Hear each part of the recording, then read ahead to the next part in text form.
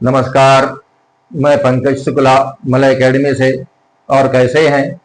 आशा है अच्छे होंगे, स्वस्थ होंगे और प्रसन्न होंगे। मेरी तो ईश्वर से यही प्रार्थना है कि आप लोग हमेशा स्वस्थ रहें और प्रसन्न रहें।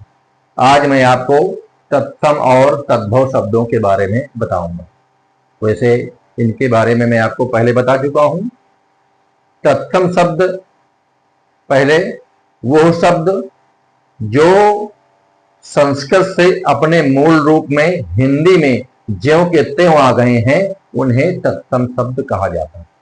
ठीक, जो शब्द संस्कृत से अपने मूल रूप में हिंदी में यथावत आ गए हैं, उन्हें तत्सम शब्द कहा जाता है।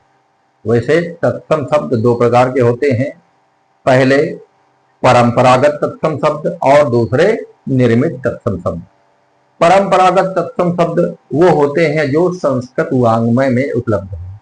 जो संस्कृत वाङ्मय में उपलब्ध हैं, उन्हें परंपरागत तत्सम शब्द कहा जाता है। और निर्मित तत्सम शब्द नए विचार, जो शब्द नए विचारों और व्यापारों की अभिव्यक्ति के लिए संस्कृत के व्याकरण के अनुसार समय समय पर बना लिए गए हैं, उन्हें निर्मित तत्सम शब्द कहा जाता है। ठीक, अब आते हैं तद्भव शब्द। जो शब्द संस्कृत और प्राकृत से विकृत होकर हिंदी में आ गए हैं, उन्हें तद्भव शब्द कहा जाता है। इनकी यात्रा काफी लंबी रही है। ये संस्कृत से पाली, प्राकृत और अपभ्रंश से होते हुए हिंदी में आए।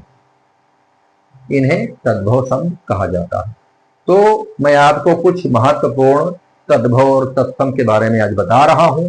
बाकी के लिए आपको सामग्री उपलब्ध करा दूंगा, उससे आप बड़े आराम से पढ़ सकते हैं। ठीक, आइए, यह है तद्भव और यह है तत्सम। अंगूठा का तत्सम अंगुष्ठ, अटारी का तत्सम अट्टालिका, 80 का तत्सम अशीति, अंगोछा का तत्सम अंगप्रोछा, अखरोट का तत्सम अक्षोर, अक्षत का तत्सम अक्षत, आंख का तत्सम अक्षि, आंच का तत्सम अर्ची, इलायची का तत्सम एला, ईंट का तत्सम इसिका, उछाह का तत्सम उत्साह, उसास का तत्सम उच्छ्वास, ऊंट का तत्सम उष्ट्र, ऊन का तत्सम ऊर्ण, और का तत्सम अवर, ओला का तत्सम उपल, कंधा का तत्सम स्कंध, किवाड़ का तत्सम कपाट, कपड़ा का तत्सम करपट, काढ़ा का तत्सम क्वाथ, कपूर का तत्सम कर्पूर, खीर का तत्सम क्षीर, खोदना का तत्सम छोदन, गेहूं का तत्सम गोधूम, गोद का तत्सम क्रोड, गेंद का तत्सम कंदुक, घोड़ा का तत्सम घोटक, घूंघट का तत्सम गुंठन, चीता का तत्सम चित्रक और चोंच का तत्सम चंच। अब इधर आते हैं। चिड़िया का तत्सम चटिका, छाजन का तत्सम छादन, जंगला का तत्सम वातायन, जमाई का तत्सम जमाता, जम्हाई का तत्सम जंभिका, झरोखा का तत्सम जालक, झीना का तत्सम जीर्ण, टकसाल का तत्सम टंकशाला, ठंडा का तत्सम स्तब्ध, ढीठ का तत्सम धृष्ट, तांबा का तत्सम ताम्र, तालाब का तत्सम तड़ाग, तीखा का तत्सम तीक्ष्ण, तेल का तत्सम तैल, दूब का तत्सम दूर्वा, दही का तत्सम दधि,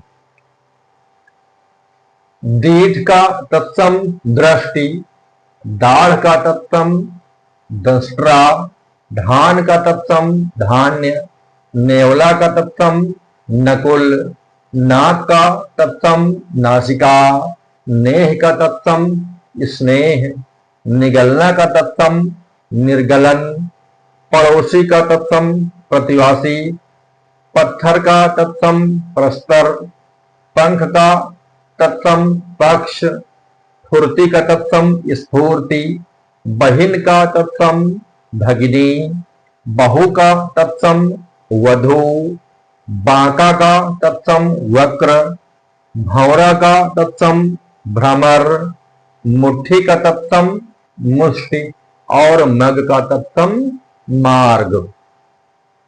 इधर आते हैं अब। रस्सी का तत्सम रज्जु, राख का तत्सम छार, लवंग का तत्सम लवंग, विछोह का तत्सम विछोभ, सुहाग का तत्सम सौभाग्य, साखी का तत्सम साक्षी, सांवला का तत्सम श्यामल, सपना का तत्सम स्वप्न, हड्डी का तत्सम अस्थि, हरदी का या हल्दी का तत्सम हरिद्रा, हाथी का तत्सम हस्ती, हुलास का तत्सम उल्लास, होली का तत्सम होलिका, हाथ का तत्सम हस्त और हीरा का तत्सम हीरक। ये कुछ महत्वपूर्ण मैंने आपको बता दिया है, बाकी आपको सामग्री उपलब्ध करा दूंगा, उससे आप बड़े आराम से पढ़ सकते हैं। देखिए अब शब्द रचना लगभग समाप्त हो गई है। अब शनिवार और रविवार को आपको मेरी क्लास नहीं मिलेगी। मेरी क्लास आपको 5 दिन मिलती है, सोमवार से शुक्रवार तक। शनिवार रविवार को नहीं मिलती, इसलिए कि आप जो पढ़ा है पिछला उसका रिवीजन कर सकें। सोमवार को मेरी क्लास फिर मिलेगी, उसमें मैं आपको अपठित बोध के बारे में बताऊंगा। ठीक, आज के लिए इतना ही। नमस्कार।